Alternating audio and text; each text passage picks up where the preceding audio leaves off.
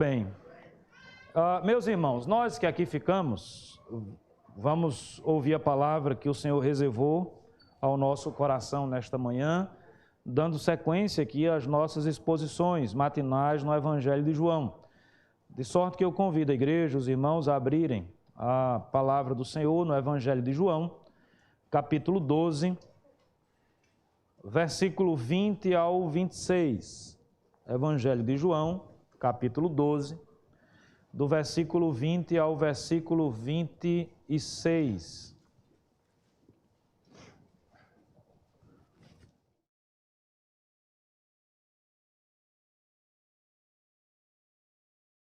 Diz-nos assim, irmãos, a palavra. Ora, entre os que subiram para adorar durante a festa, havia alguns gregos. Estes, pois, se dirigiram a Filipe, que era de Betsaida, da Galileia, e lhe rogaram: Senhor, queremos ver Jesus. Filipe foi dizê-lo a André, e André e Filipe o comunicaram a Jesus. Respondeu-lhe Jesus: É chegada a hora de ser glorificado o Filho do Homem. Em verdade vos digo, se o grão de trigo caindo na terra não morrer, fica ele só, mas se morrer, produz muito fruto. Quem ama a sua vida, perde-a, mas aquele que odeia a sua vida neste mundo, preservá-la-á para a vida eterna. Se alguém me serve, siga-me, e onde eu estou, ali estará também o meu servo. E se alguém me servir, o Pai o honrará. Vamos orar, irmãos? Vamos pedir que Deus nos abençoe, fale conosco nesta manhã. Eu vou pedir ao pastor Steve, por gentileza, meu irmão, nos apresenta a Deus em oração, intercedendo pela mensagem que Deus possa falar ao nosso coração. Vamos orar. Senhor Deus, nosso Pai, muito obrigado por estarmos aqui na tua casa com o seu corpo, com os irmãos em Cristo. Deus, muito obrigado pela sua palavra.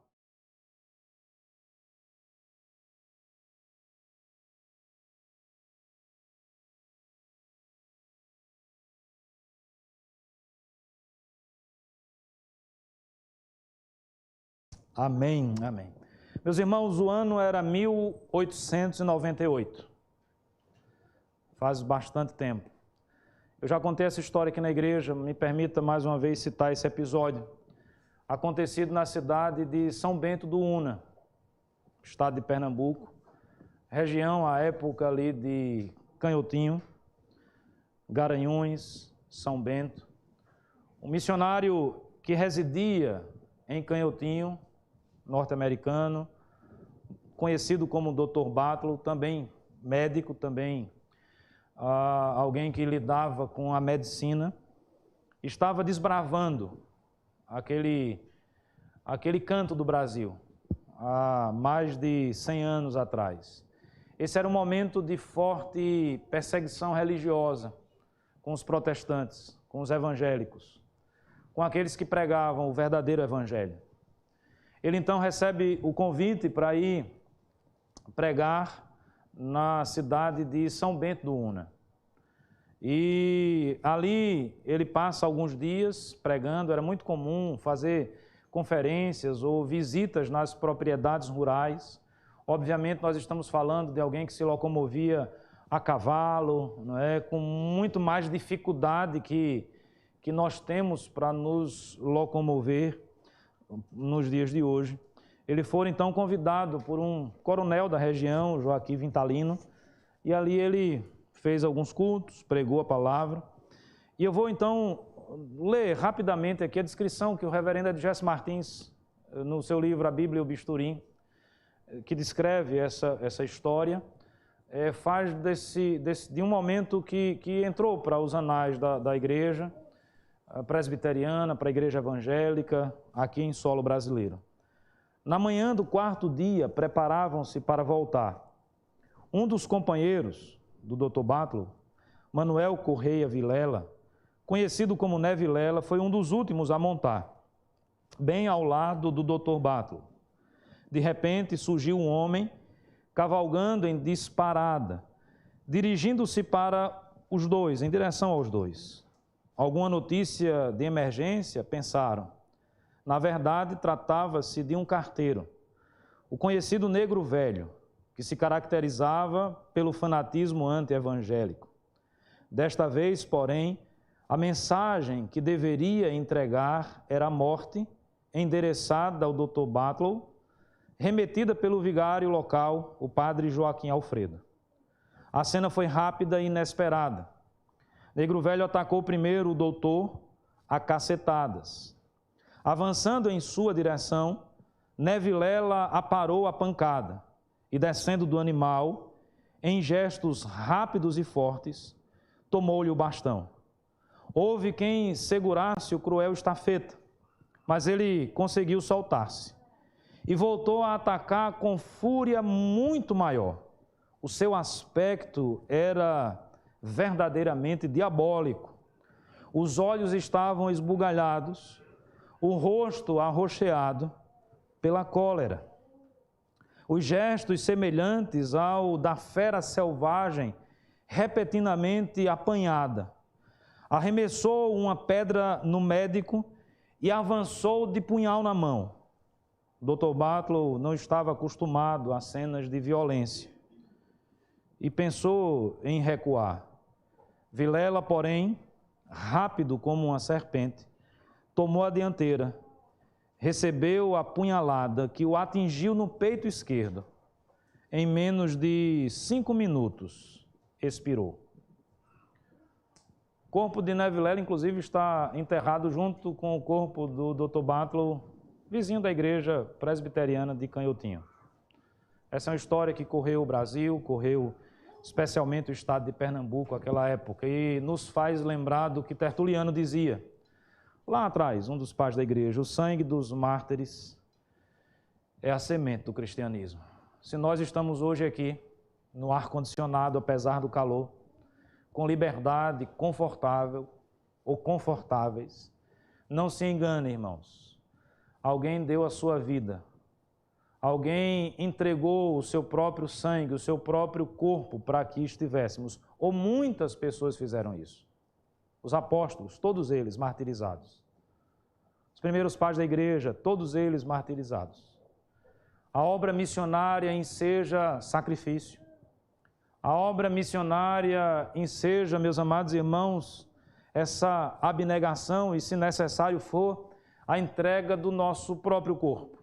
E aí eu volto mais uma vez os olhos para o texto bíblico que nós acabamos de ler, trazendo aqui uma afirmação para os irmãos, me valendo das palavras do próprio Senhor e Salvador Jesus Cristo, que é quem fala nesse texto. É preciso morrer para viver. É preciso que exista morte para que exista a vida. Nos parece uma afirmação contraditória, mas não é. Desde o momento em que o ser humano, quando assim podia, optou pela desobediência, optou pelo pecado como sendo uma realidade na sua vida, optou por desmerecer a vontade do seu Criador, passando a ser agora pecador, agora desgarrado da presença de Deus, agora morto espiritualmente. Já naquele momento, lá no Éden, Deus então providencia a salvação do homem. Os nossos primeiros pais se viram envergonhados, estavam nus, coseram roupas de folhas de figueira. E o texto diz que o Senhor Deus trocou as suas roupas por pele de animal. Já a partir dali, nós temos o primeiro sacrifício sendo feito. E todos os outros sacrifícios que foram feitos no contexto veterotestamentário apontavam para o grande, maior e mais importante sacrifício que deveria ser feito. O Cordeiro de Deus, que entregou a sua vida por nós. E esse Cordeiro, nesse contexto, nós temos acompanhado aqui todo o Evangelho de João. E desde o domingo passado, lembra, irmãos, eu falei que aqui é como se a chave tivesse mudado. Nós estamos na sequência do momento em que o Senhor Jesus entrou em Jerusalém. Hosana, bendito é o que vem em nome do Senhor Jesus. Esse é o começo do fim do seu sofrimento terreno, do seu estado de humilhação. ainda existiriam dias de sofrimento, momentos de sofrimento e de um sofrimento que se tornaria cada vez mais agudo, ao ponto do aspecto que nós enxergamos de Cristo na cruz, Ele expressar todo esse sofrimento. Pai, se possível for, passa de mim esse cálice. Todas as vezes que nós encontramos essa expressão cálice na palavra de Deus, ela nos remete à ira de Deus. Naquele momento, o Senhor Jesus, ele está sentindo a ira do próprio Deus, o sofrimento de uma agudez que nós não conseguimos sequer imaginar. Mas nesse texto, falando para os seus discípulos, não é? Falando para aqueles que o seguiam, ele diz assim: se o grão de trigo, verso 24, caindo na terra não morrer, ficará ele só, mas se morrer, produz muito fruto. Antes de nascer a árvore, é preciso que exista a semente, é preciso que a semente morra, né, para que a árvore possa, ou uma nova árvore possa ressurgir. O Senhor Jesus está dizendo, olha, e aqui é até interessante, porque se você volta mais um pouco, né, quando ele é instado a se encontrar com alguns que tinham ido ali naquele momento de festa, que pediram a Filipe para ver o Senhor Jesus. Filipe então fala com André, até antes de dizer isso sobre o grão de trigo caindo na terra, tendo que morrer, o Senhor Jesus aí no verso 23 diz assim, olha, é chegada a hora de ser glorificado o Filho do Homem. É como se ele estivesse dizendo, olha, eu não tenho tempo mais para isso, a minha hora está chegando. Interessante porque até aqui nós vamos ver aí, até o capítulo 12, uns 5 ou 6 versículos, a palavra, o Evangelho, o próprio Senhor Jesus dizendo, não é chegada a minha hora. Mas aqui ele diz, a hora está chegando. Obviamente que o processo da humilhação ainda haveria de ter continuidade. Obviamente que quando nós pensamos nas palavras do Senhor Jesus, quando ele diz, a minha glorificação está chegando, ele está apontando para a ressurreição, para o momento em que ele venceu a morte. Justamente se encaixa nessa expressão, no momento em que ele morreu, mas a partir da sua morte, a vida passou a existir. No momento em que ele morreu e a partir da sua morte, a morte foi vencida. O Senhor Jesus, meus amados irmãos, ele matou a morte. O Senhor Jesus, meus amados irmãos, ele destruiu a morte. Os irmãos compreendem? E o que ele está ensinando aos seus discípulos, o que ele está ensinando para todos nós, é que se faz necessário morrer para que exista vida.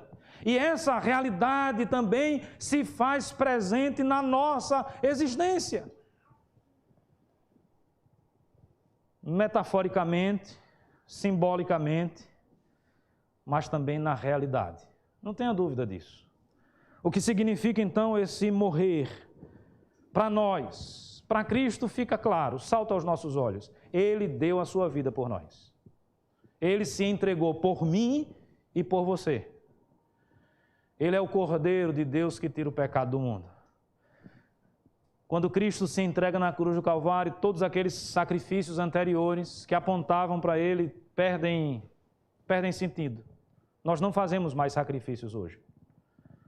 Não há mais necessidade, porque o sacrifício por excelência foi feito.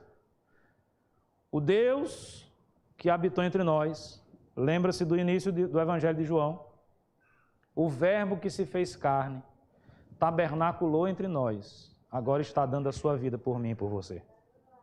Ele está morrendo, ele está se entregando, porque se o grão de trigo não morrer, não há vida. E Cristo faz isso para que exista vida. E existe vida, e vida em abundância, e vida eterna, sem fim, sem limite, porque um dia Cristo morreu na cruz do Calvário. Ele afirma então aos seus discípulos, é chegado, ou está chegando, vamos pensar nessa perspectiva, está chegando o momento da humilhação, o momento das dores, o momento do sofrimento, ele vai ter um fim, ele vai passar. A glorificação haverá de chegar. O Cristo que se entregou, ele ressurge ao terceiro dia. Ele vence a morte. E em Cristo Jesus, nós, hoje, podemos ter a mesma esperança, a mesma convicção, a mesma certeza, a mesma fé de que nós também haveremos de desfrutar de uma vida eterna e de uma vida abundante. Mas não existe vida se não existir primeiro o que, irmãos? Morte. O que essa morte significa para nós? O verso 25 diz assim: quem ama a sua vida, perde-a. Mas aquele que odeia a sua vida neste mundo, preservá-la-á para a vida eterna. Eu entendo, compreendo aqui, compartilho essa perspectiva que esse morrer significa para todos nós amar a Deus acima de todas as coisas. É isso que significa fazer morrer a nossa natureza.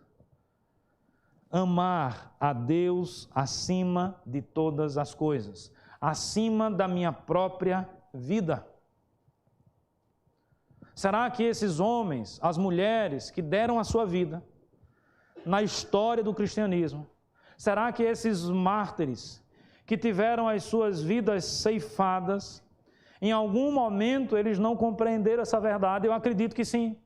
Eles compreenderam que servir a Deus, amar a Deus, é aquilo que existe mais importante, é mais importante do que a nossa própria existência. Amar a Deus acima de todas as coisas. É fazer morrer, meus amados irmãos, o eu, o meu ego, né?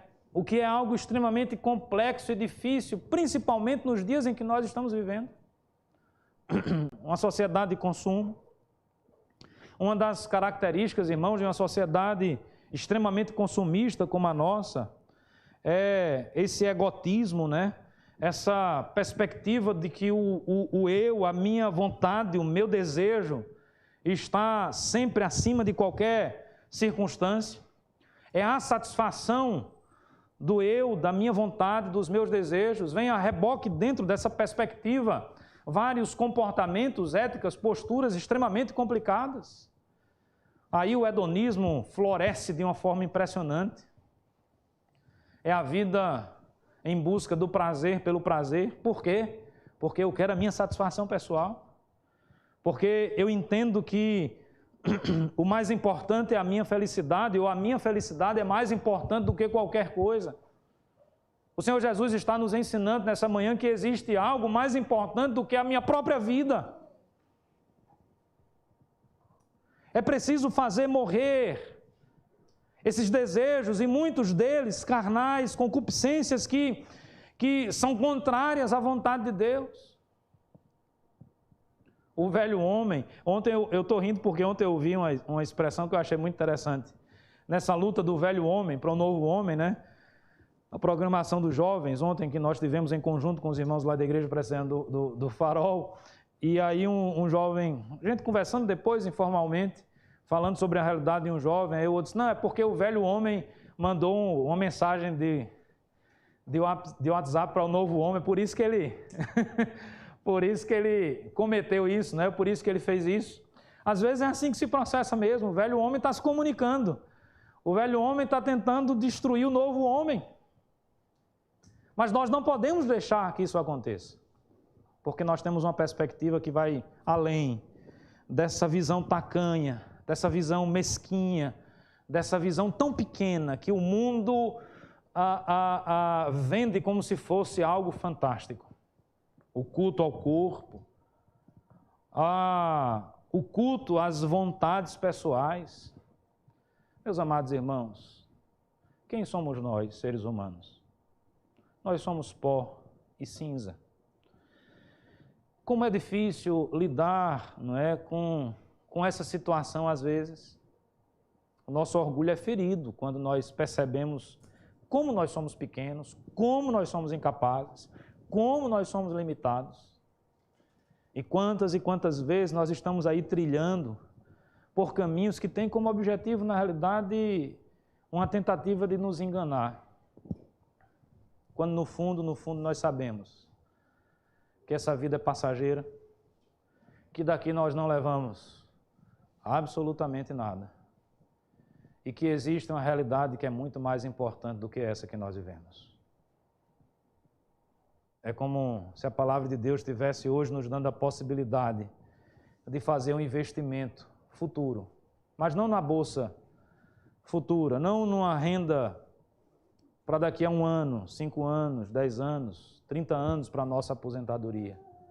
É como se a palavra de Deus estivesse nos dando a oportunidade de fazer um investimento para a vida eterna. Será que algum investimento se compara a esse? Esse investimento começa a partir do momento que nós fazemos morrer o orgulho, esse egocentrismo, né? Essa busca pelos prazeres, pelo prazer em si. Essa perspectiva de que nós nos percebemos muitas vezes o centro de todas as coisas. Tudo tem que acontecer como nós queremos, na hora que nós queremos. É interessante que nós já enxergamos isso nas crianças, né? Pequenininha já. Veja como o pecado que nos atinge aflora de uma forma impressionante. Aí nós nos deparamos com o Senhor e Salvador Jesus Cristo, nos ensinando que apesar de ser quem Ele era, Ele age com humildade, Ele se humilha. O Deus que toma forma de homem. E para além disso, Ele entrega a sua própria vida. Porque para existir vida, tem que existir morte. No contexto nosso, no contexto humano, essa morte, meus amados irmãos, vai passar por amar a Deus acima de todas as coisas. Mas segundo ponto, amar a Deus acima de todas as coisas nos impõe a obediência. Porque esse amar a Deus não pode ser encarado como uma coisa abstrata, uma coisa poética apenas. Amor ou amar, meus amados irmãos, não é apenas um verbo para ser conjugado, cantado. Aquele verbo imortalizado nos maiores poemas de seja qual língua for, você sempre vai encontrar aquela bela poesia falando sobre amor. Que coisa maravilhosa! Mas, para além disso, amar significa ação. Amar significa atitude. Amar significa fazer alguma coisa. E nós não podemos abrir a nossa boca e dizer, olha, eu amo a Deus acima de todas as coisas se eu vivo uma vida de desobediência.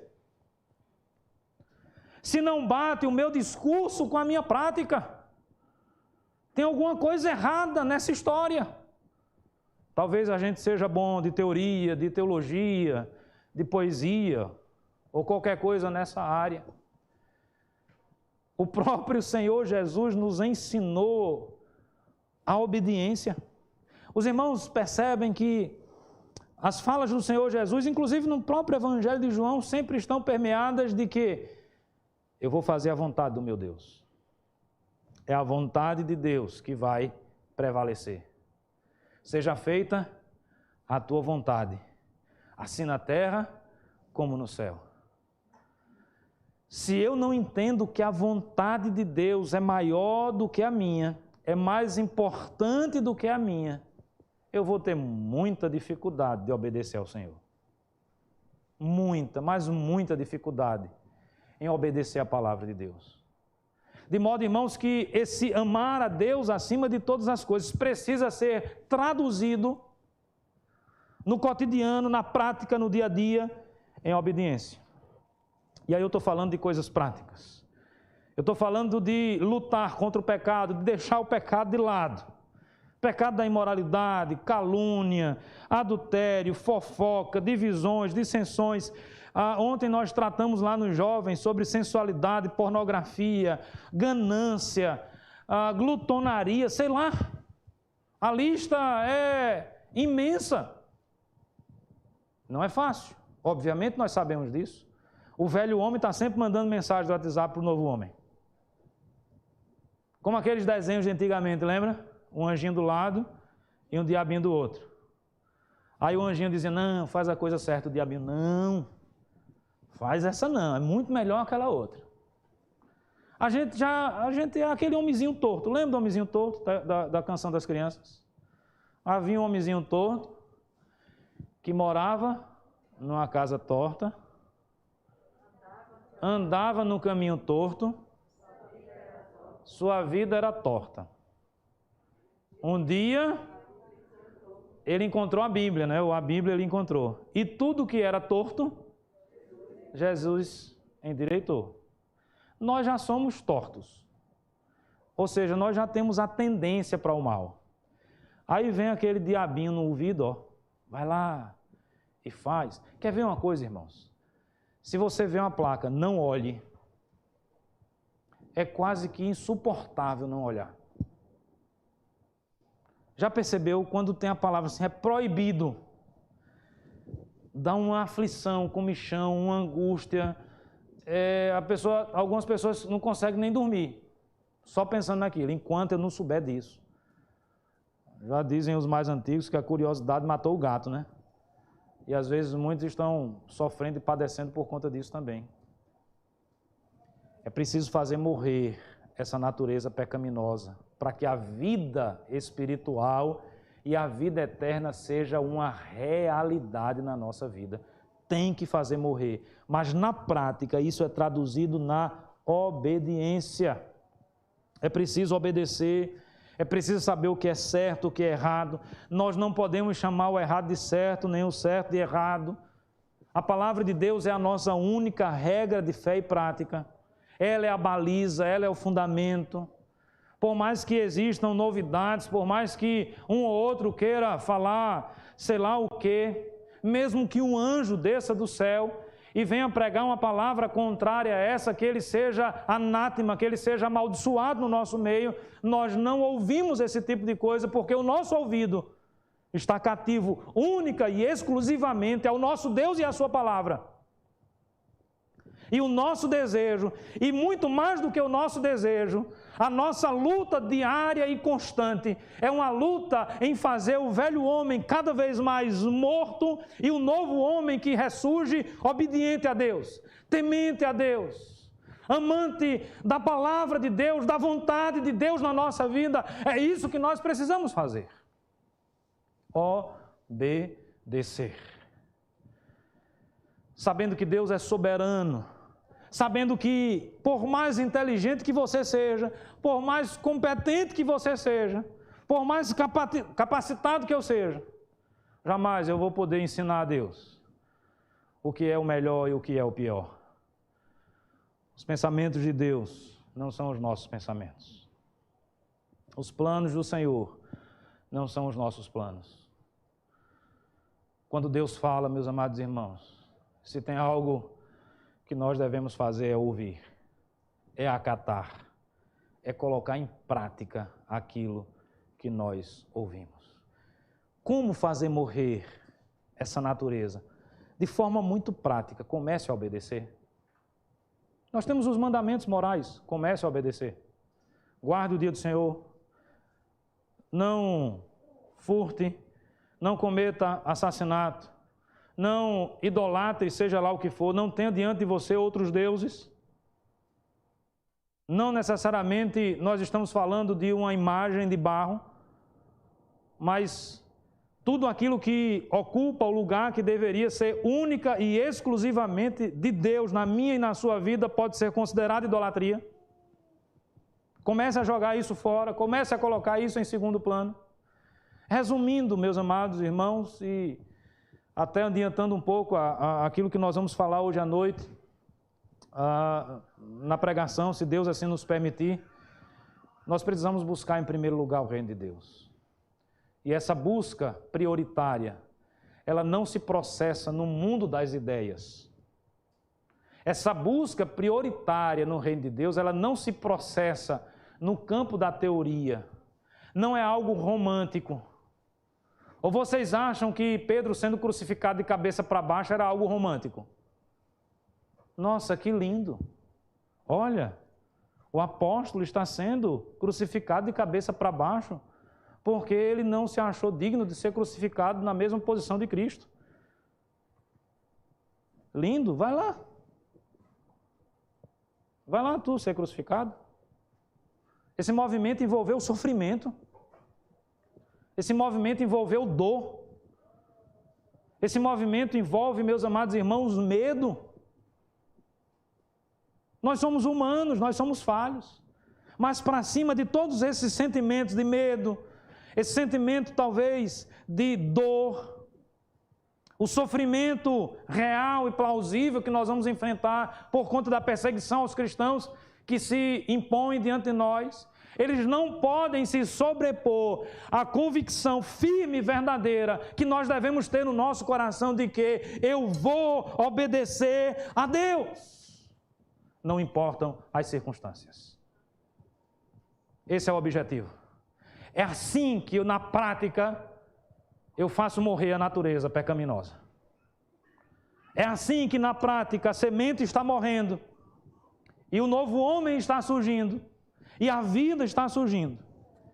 E eu finalizo chamando a sua atenção para o verso 26, caminhando para o final.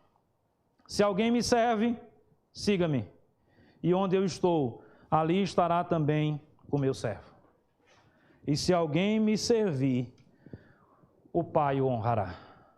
Meus amados irmãos, quem não serve para servir, não serve para nada. Essa é a realidade. Como fazer morrer essa natureza que precisa ser eliminada da nossa vida? Amando a Deus acima de todas as coisas. Na prática, obedecendo os mandamentos do Senhor. Mas eu lembro do texto de Isaías citado aqui. Encontro maravilhoso que Isaías teve. Os irmãos concordam comigo? Seria algo impressionante, né, irmão, se nós tivéssemos um encontro desse com Deus que Isaías teve. Viu o Senhor assentado no alto e sublime trono. A glória estava presente. Os anjos estavam presentes. Isaías é tomado, obviamente, daquele sentimento de louvor e de adoração. Ele está diante de algo que é indescritível, que é inominável, que a sua mente não alcança, não compreende na sua completude. E aquilo fez com que ele olhasse para dentro do seu coração e percebesse o quão pequeno ele era, todo o seu pecado, ai de mim, o pecado de todo um povo, de toda uma nação. Ele é purificado. Nesse encontro avança esse momento pessoal de Isaías com o próprio Deus. E chega um momento em que Isaías é instado a sair da sua zona de conforto. Deus diz assim: quem há de ir por nós? A quem enviarei? Quem há de ir por nós? O teórico, tá certo? O que conhece a teologia, o que sabe responder na medida exata daquilo que quem pergunta quer ouvir. Eis-me aqui, Senhor. Imagina agora eu fazendo um convite aqui para os irmãos. Irmãos, a palavra de Deus nos convida a servir, porque esse é um ponto essencial e fundamental. Vamos servir. Aí os irmãos aí, assentados como estão, diriam: eis-me aqui, pastor. Deus está nos chamando, maravilha, eis-me aqui. Sim, mas e aí? Tem alguma coisa a mais? Por que dizer eis-me aqui? Quem é incapaz de dizer? Todos nós somos capazes de dizer eis-me aqui. Eu não vou pedir para você repetir não, mas imagine na sua mente aí, você falando agora, eis-me aqui. Qual é a dificuldade disso? Por exemplo, eis-me aqui. Tirou pedaço, sofri, todo do mesmo jeito, pressão subiu, glicose, afetou alguma taxa? Não, tudo normal. Mudou alguma coisa? Nada. Conta bancária continua do mesmo jeito. Tudo continua do mesmo jeito. Quer que eu repita? Eis-me aqui. Continuou sem mudar nada. Só que Isaías não parou por aí. Ele disse o que, irmãos? Eis-me aqui. Envia-me a mim. Aí é que o negócio começa a complicar. Quando o serviço é requerido na prática. Certo, mas enviar para onde? Em que circunstâncias? Como é que é isso? Me explica melhor. Quanto é que eu vou ganhar? É confortável lá? É perigoso? Os irmãos lembram, eu já contei aqui na igreja, a gente até brincou, mas é uma realidade. Há uns, eu não lembro agora quantos anos atrás, numa reunião de Supremo Conselho da nossa igreja, da Assembleia Geral, nós recebemos a visita de um pastor presbiteriano lá do Iraque. E ele trouxe uma palavra sobre a igreja presbiteriana no Iraque. Por incrível que pareça, se eu não estiver enganado, a igreja presbiteriana do Iraque é uma das maiores igrejas evangélicas, uma das poucas que existe lá. E lá na reunião do Supremo Conselho ele fez um convite e um apelo. Nós estamos precisando de pastores no Iraque. Eis-me aqui, beleza, Iraque. E o envia-me a mim. Quando é que sai o voo? Qual é a hora da passagem? Mas o Iraque não tem como ser Paris, não. Londres não seria mais interessante. Apesar de que Paris e Londres também estão precisando da palavra do Senhor. E olha que o Jonas está concordando comigo. É isso mesmo, Jonas. Joga duro no pessoal aí. Meus amados irmãos, fazer morrer a natureza é colocar em prática o serviço a Deus na nossa vida. É preciso ir para além do eis-me aqui e dizer, envia-me a mim. Você está disposto? É preciso resgatar aquilo que o Senhor Jesus falou ao nosso coração nesse texto. Se não existe morte, não existe vida. Se você não fizer morrer tudo isso que precisa ser destruído na nossa vida, tudo isso que não presta, como nós veremos a glória de Deus? Como nós podemos ter a certeza e a convicção de que nós estaremos na presença do Senhor? Que Deus nos abençoe. Que Deus nos dê a capacidade de enxergar e de perceber tudo aquilo que precisa ser eliminado da nossa vida. Que Deus nos dê a força, a fé necessária que todos nós precisamos para sermos obedientes, servos verdadeiros, que amam a Deus acima de todas as coisas. Que Deus nos abençoe. Amém. Amém.